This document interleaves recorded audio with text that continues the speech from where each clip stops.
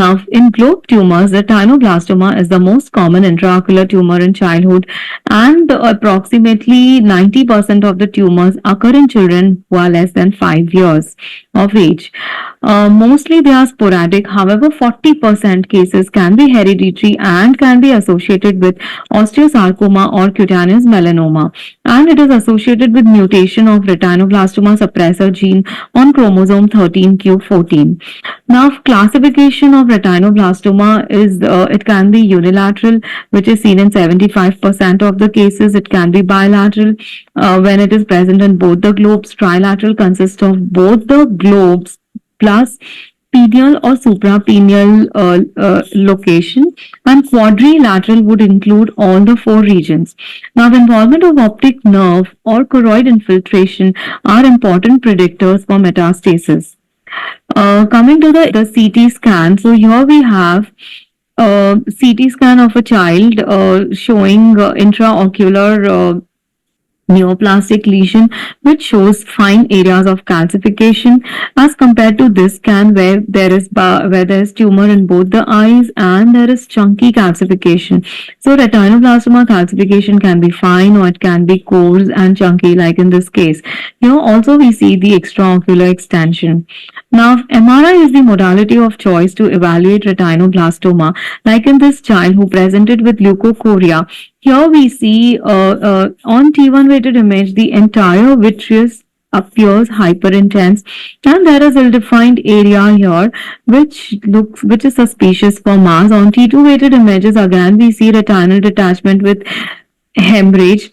And on post contrast scan, there is this mass here. Diffusion weighted images clearly show large area of restricted diffusion in the mass, which also shows blooming on SWI suggestive of calcification with heterogeneous enhancement. So this is a typical case of retinoblastoma with diffusion restriction, and there is associated retinal detachment. So, retinoblastoma is slightly hyperintense on T1 weighted images and hypointense on T2 weighted images. Now, coming to the checklist in retinoblastoma. So, now the small intraocular tumors along the retinal surface are best seen on CIS sequence. So, this is a CIS sequence, and we very well evaluate the small intraocular tumors. Again, this is the post-contrast scan. So this is the choroid plexus, which will show enhancement, and the outside, the black layer is the scleral coat or the scleral layer, and this is the smaller endophytic or the intraocular tumor. Now, the endophytic tumors will invade the vitreous cavity, and hence there will be vitreous seeding, and there can be associated vitreous hemorrhage, which and the entire vitreous cavity will have abnormal signal, as compared to the exophytic tumors, which will invade the subretinal space. Now, this is the example of vitreous seeding. Here is the intraocular tumor with small tiny T2 hypointense foci in the vitreous cavity, suggestive of seeding, as compared to the exophytic tumors, which will have involvement of the subretinal space. Like in this case, here we have a large lesion which is T2 hypointense. It shows intense and homogeneous enhancement, and if we notice, there is a thin layer, T2 hypointense layer. So this is actually a case of retinal detachment, so a tumor with resultant retinal detachment. And on sagittal images, you see this small enhancing area along the retina. So this is actually a subretinal deposit. Now, coming to further checklist in retinoblastoma, so we have to look whether there is involvement of the choroidal or the scleral invasion. So as I mentioned before, the choroid will appear T1 hyperintense, little's hyperintense, and sclera is hypointense, and on post contrast, the choroid should normally show homogeneous enhancement. Now, in this case, here there is irregularity along the posteromedial aspect, and there is intense enhancement of the sclera also with some extrascleral nodularity. So, there is scleral involvement. The lens is also dislocated and it is encased in the tumor. Also notice there's a small tumor in the other eye. So this was a case of bilateral retinoblastoma with scleral and choroidal invasion. Then you have to look for the extraocular tumor extension, involvement of the anterior segment with some secondary inflammatory changes, and also there is presence of hemorrhage here. Again, involvement of optic nerve is very important to evaluate. Now, in this case, we see the entire optic nerve is thickened and enlarged and shows heterogeneous enhancement.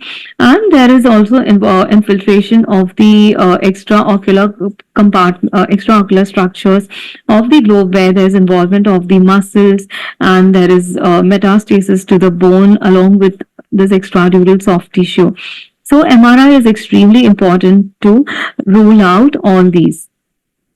Um, okay, now coming to this case, this child actually presented with epilepsy, and this is an incidental finding of a small, ill-defined nodular thickening or a lesion, which is like iso-intense to choroid plexus on T1 weighted images. Here we see tiny T2 hypo-intense lesion, which are very small. Again, the sagittal images very well show this lesion. And on brain MR, he had these multiple tiny subependymal nodules. So these are actually subependymal nodules which are seen in tuberous sclerosis. Also on brain MR, we saw these multiple cortical, subcortical tubers. So this is a case of tuberous sclerosis, and these tiny lesions are retinal astrocytic hematomas or optic nerve hematomas. So these are benign lesions. They do not cause vision loss, and they need no treatment, and they do not grow over time. So this is kind of a touch me not lesion, and beware of these. Do not call these as retinoblastomas. Now, coming to differential diagnosis of retinoblastoma, so we have the Coats disease.